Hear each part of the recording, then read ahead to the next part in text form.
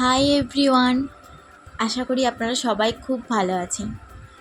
চলে এলাম পাঞ্জাব ট্যুরের আরেকটা পার্ট নিয়ে।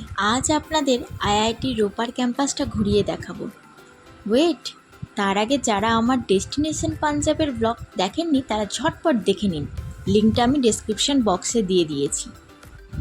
এবার তাহলে চলুন আপনাদের দেখাই ক্যাম্পাসটা ঘুরিয়ে।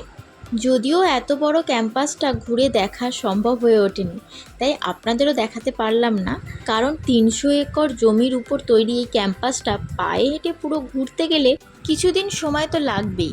আর আমরা তো বেশি দিনের জন্য যাইনি, তাই পুরোটা দেখাও হয়ে ওঠেনি। আর সত্যি বলতে এত সুন্দর জায়গাটা হেঁটে দেখার আনন্দই আলাদা। চারিদিকটা দেখুন, এত সুন্দরভাবে সাজানো যে এমনি মন ভালো হয়ে যাবে। কোনো কোলাহল নেই, শান্ত জায়গা। আর ওই যে স্পাইরালের মতো যেটা দেখছেন, ওটাকে স্পাইরাল গ্রাউন্ড বলে।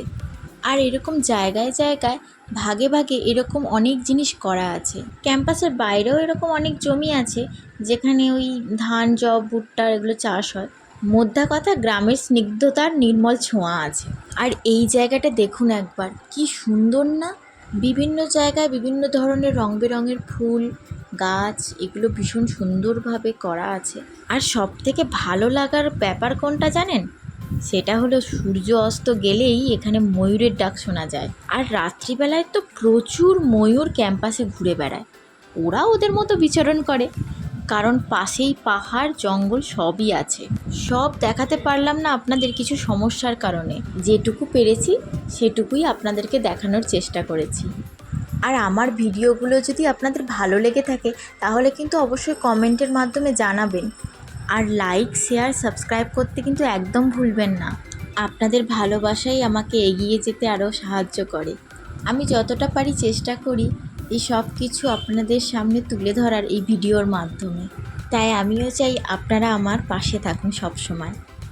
এখনও অনেক জায়গা পড়ে আছে যেখানে ভবিষ্যতে হয়তো আরও কোয়ার্টার হবে, হোস্টেল, হসপিটাল, আরও বিভিন্ন বিভাগ এই ধরনের।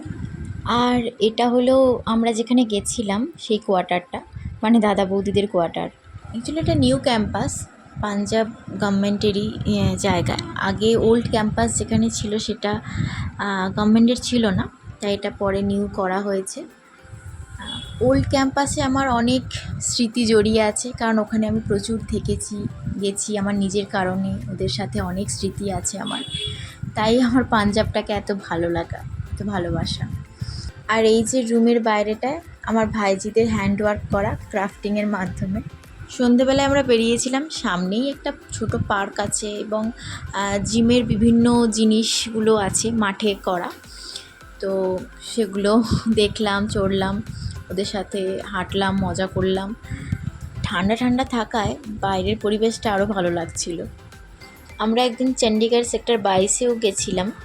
বৌদি নিয়ে বেরিয়েছিল ক্যাম্পিংয়ের কিছু জিনিসপত্র কেনার জন্য। আর চণ্ডীগড় সেক্টর 22-এ হলো খুব কম দামে অনেক ভালো ভালো জিনিস, মানে জামা কাপড় কেন বিভিন্ন ধরনের জিনিস বিক্রি হয়। ফুটপাতেই মেনলি হয়। তো আমরা যখন আগে ছিলাম ওল্ড ক্যাম্পাসে, মানে এটা 2015-16-এর কথা, তখন খুব ভালো ছিল। তবে এখন অনেকটা ফাঁকা ফাঁকা। তারপর গরম গরম মোমো খেলাম আর কোয়ার্টারের উদ্দেশ্যে রওনা দিলাম। তারপর এত হাসি ঠাট্টা মজার মাঝে সেই দিন আসন্ন হলো আমাদের বাড়ি ফেরার দিন। মনটা খুবই খারাপ করছিল, কিন্তু কী আর করা যাবে, নিজের জীবনে নিজের ছন্দে আবার ফিরতে হবে। কারণ মজা আনন্দ ক্ষণিকের, এই স্মৃতিগুলো নিয়েই চলতে হবে আগামী পথ। কি ঠিক বললাম তো? আপনারা কি বলেন? আজ তাহলে টাটা, দেখা হবে অন্য একটি ভিডিওর মাধ্যমে।